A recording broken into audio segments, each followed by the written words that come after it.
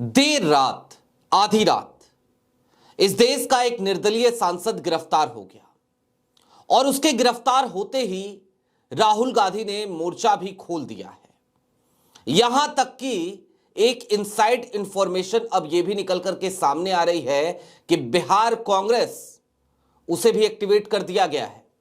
सड़कों पर कांग्रेस दिखेगी बिहार में, क्योंकि यह मुद्दा सिर्फ और सिर्फ पप्पू यादव की गिरफ्तारी का नहीं है, बल्कि मुद्दा तो नीतीश कुमार की सरकार की नाकामी, नकारी, निकम्मेपन को छिपाने का है।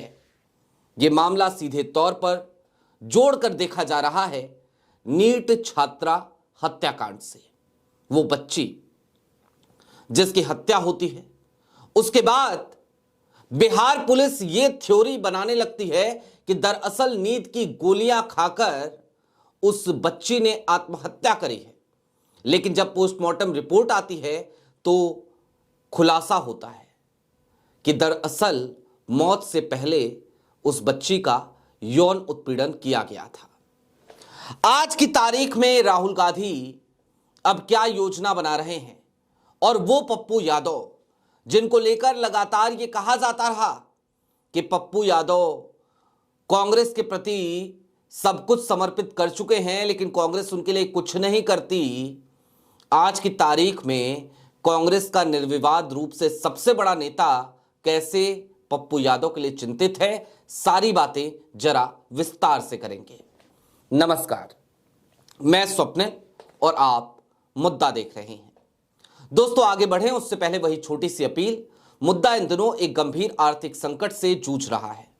एक तरफ हमारे मेन बैंक अकाउंट बीते लंबे समय से फ्रीज चल रहे हैं, तो दूसरी तरफ हमारे 2.5 साल पुराने चैनल को हमसे लंबे समय तक छीन कर रखा गया था। ऐसे में डे टू डे ऑपरेशंस में मुद्दा को काफी मुश्किलों का सामना करना पड़ता है। लिहाजा आपसे गुजारिश है, यदि आप चाहें तो स्क्रीन पर दिख रहे क्यूआर कोड या फिर के नीचे दिख रहे यूपीआई नंबर के जरिए मुद्दा की छोटी छोटी मदद जरूर कीजिएगा, ताकि हमारी बेबाकी यूं ही बरकरार रहे इस आर्थिक तंगी के दौर से गुजरते हुए भी। अब आगे बढ़ते हैं और सबसे पहले मैं आपको कुछ चीजें आपकी स्क्रीन पर दिखा देना चाहता हूं। मसलन आपकी स्क्रीन पर एक खबर है सबसे पहले TV9 की। पप्पू यादव के सीने में दर्द, गिरफ्तारी पर बोले राहुल, भयावह साजिश और खतरनाक पैटर्न। इसके अलावा एक और खबर है जो उस रिश्ते की बात करती है जो रिश्ता पप्पू ने निभाया था और जो रिश्ता अब राहुल निभा रहे हैं। नीट छात्रा केस की वजह से हुई पप्पू यादव की गिरफ्तारी, राहुल गांधी ने सिस्टम पर साधा निशाना, लगाए आरोप। इन सब के बीच राहुल गांधी ने क्या कहा है वो आपको जरूर दिखाएंगे, लेकिन उससे पहले आधी रात की जो तस्वीरें आई वो इस वक्त आपकी स्क्रीन पर चल रही हैं। आधी रात में पप्पू यादव एक निर्दलीय सांसद हैं, सांसद तो हैं, माननीय सांसद हैं, कहीं भागने वाले तो थे नहीं। उन्हें 31 साल पुराने मामले में गिरफ्तार कर लिया गया। 1995 का मामला था और इस मामले में गिरफ्तारी का ग्राउंड क्या बना? ग्राउंड बना एक गैर जमानती वारंट। इस देश में ना जाने कितने ही नेताओं, कितने ही सियासतदानों पर गैर जमानती वारंट कई बार जारी होता है। कोर्ट अगली तारीख का इंतजार करती है और उस तारीख पे वो सियासतदान, वो पॉलिटिशियन वहां पहुंचता है और उसके बाद उसे जमानत मिल जाती है। जाहिर सी बात है गैर जमानती वारंट जारी हो चुका था, इस बात की जानकारी पप्पू यादव को भी थी। पप्पू यादव भी अदालत में पहुंचते और अपनी जमानत ले लेते, लेकिन पहली बार पुलिस इस तरीके से मुस्तैदी के साथ खड़ी नजर आती है, और वो भी बिहार पुलिस पहुंचती है आधी रात को पप्पू यादव को उसी गैर जमानती वारंट के आधार पर गिरफ्तार कर लेती है। उस वारंट के आधार पर गिरफ्तार कर लेती है क्योंकि कोर्ट ने आदेश सुनाया था कि अमुक व्यक्ति को गिरफ्तार करो, हिरासत में लो और कोर्ट में पेश करो। अब एक सवाल और है, आधी रात को ही गिरफ्तारी क्यों की गई? क्या यह गिरफ्तारी दिन में नहीं हो सकती थी? जवाब बड़ा सीधा सा है। एक माहौल बनाना था, एक कहीं ना कहीं एक मॉडल सेट करना था, या फिर कि उस मॉडल पे चलना था जो मॉडल भारतीय जनता पार्टी का है। बिहार में एनडीए की सरकार है और नीतीश कुमार की पार्टी आज की तारीख में नीतीश कुमार की पार्टी है कि नहीं है, या फिर कहीं ऐसा तो नहीं कि उसका विलय भारतीय जनता पार्टी में हो गया है। ये बात लंबे समय से कही जा रही है।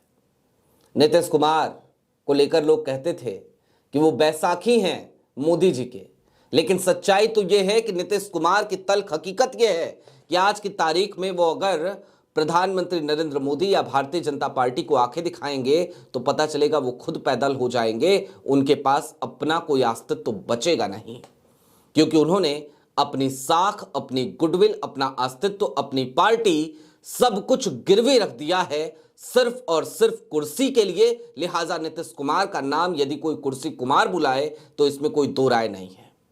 अब राहुल गांधी ने क्या लिखा, क्या हमला बोला, वो आपकी स्क्रीन पर है।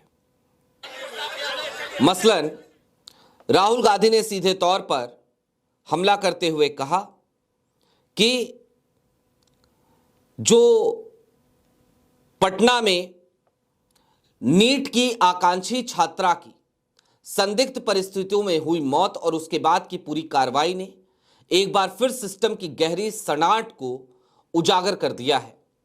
पीड़ित परिवार ने जब निष्पक्ष जांच और न्याय की मांग की तो वही पुराना भाजपा एनडीए मॉडल सामने आ गया। केस को भटकाओ, परिजनों को प्रताड़ित करो और अपराधियों को सत्ता का संरक्षण दो।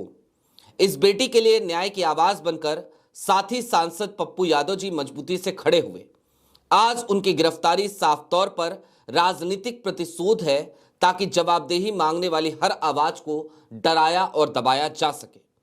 सबसे चिंताजनक तथ्य यह है कि यह घटना किसी एक मामले तक सीमित नहीं दिखती। ये एक भयावह साजिश और खतरनाक पैटर्न की ओर इशारा करती है, जहां और भी बेटियां शिकार बन रही हैं और सत्ता इस खौफनाक सच्चाई से आंखें मूंद कर बैठी है। ये राजनीति नहीं, इंसाफ का सवाल है।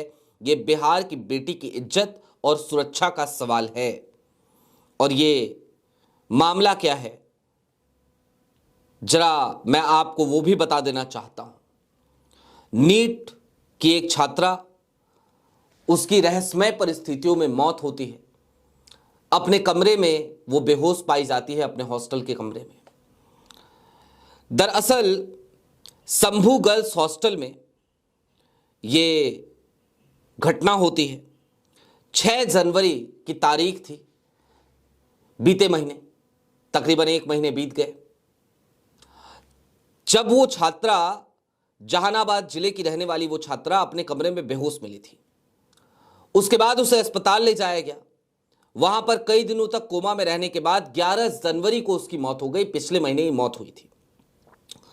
परिवार ने शुरुआत से ही यह आरोप लगाया कि जो बच्ची है हमारी, उसका यौन उत्पीड़न हुआ है, उसकी हत्या हुई है। लेकिन शुरुआती पुलिस जांच में बिहार पुलिस एक नई थ्योरी गढ़ती रही। थ्योरी ये कि नहीं, ऐसा कुछ नहीं है। दरअसल ये मौत तो नींद की अधिक गोलियां लेने की वजह से हुई है और ये एक आत्महत्या है। फिर पोस्टमार्टम और एफएसएल रिपोर्ट आई और उसमें यह खुलासा हुआ कि जो उस बच्ची के कपड़े थे उसमें 18 से लेके 21 साल के किसी बच्चे के, किसी युवक के, बच्चा नहीं कहना चाहिए, किसी युवक के, उसके ट्रेसेस मिले, उसके अवशेष मिले और इससे यौन उत्पीड़न की पुष्टि हुई। उस बच्ची के कमरे से एक डायरी भी मिली थी जिसमें लिखा था आई एम अलोन। डायरी में परिजनों, दोस्तों और अन्य संबंधों के बारे में कुछ जानकारी थी। इसी आधार पर एसआईटी ने पास थ्योरी तैयार की और जांच को इन दिशाओं में केंद्रित किया। यह थ्योरी मुख्य रूप से छात्रा के मानसिक तनाव, अकेलेपन, हॉस्टल में संभावित उत्पीड़न और संबंधित लोगों से जुड़ी थी। एसआईटी ने इस आधार पर कई लोगों से पूछताछ की, सीसीटीवी फुटेज का विश्लेषण किया और डीएनए सैंपल लिए थे। ये उस समय की खबर मैं आपको बता रहा हूं जिस समय ये सारा मामला, ये सारा घटनाक्रम बहुत तेजी से परवान चढ़ रहा था और बिहार में हर व्यक्ति की जुबान पर यह मामला आ गया था। लेकिन अब जरा थोड़ी देर के लिए ठहर जाइए। दरअसल दोस्तों, कल की तारीख में पप्पू यादव की गिरफ्तारी बहुत सारे और सवाल खड़े करती है। और पहला सवाल तो यही है कि क्या जो भी व्यक्ति सत्ता से सवाल पूछेगा उसे डराने, उसे धमकाने के लिए सत्ता के पास कोई और तरीका, कोई और तरीकेकार नहीं है। यही एक तरीका बचा है कि 31 साल पुराने मामले में उठा लो, गिरफ्तार कर लो, या फिर कि कोई नया केस बनाओ, डराओ, धमकाओ, किसी भी तरीके से जबान चुप कराओ। और दोस्तों, ये कोई एक मजे की बात आपको और मैं याद दिला देना चाहता हूं। दरअसल पप्पू यादव को लेकर राहुल ने जो आवाज आज उठाई है, ये कोई संयोग नहीं है। जब ईडी ने पप्पू यादव ने तब भी आवाज उठाई थी जब ईडी ने राहुल गांधी को समन किया था, पूछताछ के बुलाया था। तब पप्पू यादव एक ऐसे व्यक्ति थे, एक ऐसे सांसद थे जो खुलेआम सड़क पे उतर गए थे, अकेले उतर गए थे और खूब लड़े थे, खूब झगड़े थे। कहा था कि फर्जी मामले में क्यों राहुल गांधी को फंसा रहे हो भैया। और आज की तारीख में राहुल गांधी अपना वही फर्ज निभा रहे हैं। यह रिश्ता क्या कहलाता है, लोग पूछते हैं ना।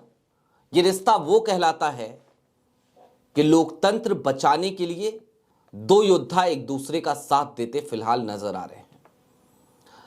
अच्छा, जब से पप्पू यादव की गिरफ्तारी हुई तब से कई लोग उनकी पृष्ठभूमि खंगालते हुए, पीछे के पन्नों को पलटते हुए नजर आ रहे हैं, जो पसंदीदा काम है। ठीक बात है, पप्पू यादव की पुरानी छवि बाहुबली की रही है, पप्पू यादव की आज की छवि भी बाहुबली की है। लेकिन ऐसा बाहुबली जो अपनी दौलत लुटाकर इस देश के वंचित शोषित वर्ग के साथ जाकर खड़ा हो जाता है, उनकी मदद करता है, ऐसे बाहुबलियों की तो फिलहाल जरूरत है। ऐसे कितने बाहुबली हैं इस देश में। एक है ना बिहार में ही अनंत सिंह, चुनाव के बीच में टिकट मिला, अब विधायक भी हैं, और उसी बीच में हत्याकांड हो गया। वीवीआईपी ट्रीटमेंट मिल रहा है, पुलिस वाले लेके जा रहे थे तो साथ में पंखा, झोला, झंझट सब लेके जा रहे थे, पूरी सुविधा का ख्याल रखा जा रहा है। तो सोचने की जरूरत है कि कैसे बाहुबलियों की जरूरत है इस समय इस देश को। एक और है धनंजय सिंह, उत्तर प्रदेश में कोडीन कफ सिरप मामले में क्या क्या हुआ आप सबको पता है। अमिताभ ठाकुर अभी भी गिरफ्तार ही हैं, अभी भी डिटेन ही हैं। कब तक बाहर आएंगे देखिए क्या होता है, क्योंकि वाराणसी और देवरिया से जमानत मिल गया, लेकिन एक मामला अभी भी थोप दिया गया है। खैर, कुल मिलाकर बच्चियों की सुरक्षा, इससे बड़ा मुद्दा भला इस देश में क्या हो सकता है। और उस मुद्दे पर पप्पू यादव ने आवाज उठाई, तो उनकी आवाज को दबाने के लिए क्या ये आधी रात को उन्हें गिरफ्तार किया गया, ये एक बड़ा सवाल है। और राहुल गांधी ने इस पर फिलवक्त मोर्चा पूरी तरीके से खोल दिया है। और ये बात हम सब जानते हैं कि राहुल यदि कोई मोर्चा खोलते हैं तो फिर वो बैकफुट पे नहीं जाते हैं, वो लड़ना जानते हैं, लड़ते हैं और लड़ाई को अंजाम तक पहुंचाते भी हैं। आपकी क्या राय है कमेंट बॉक्स में जरूर बताइएगा। अभी के लिए दीजिए इजाजत। चलते चलते फिर वही अपील, चैनल पर नए हो तो सब्सक्राइब करते हुए जाइएगा, सक्षम हो तो छोटी छोटी मदद मुद्दा की जरूर कीजिएगा। बहुत शुक्रिया।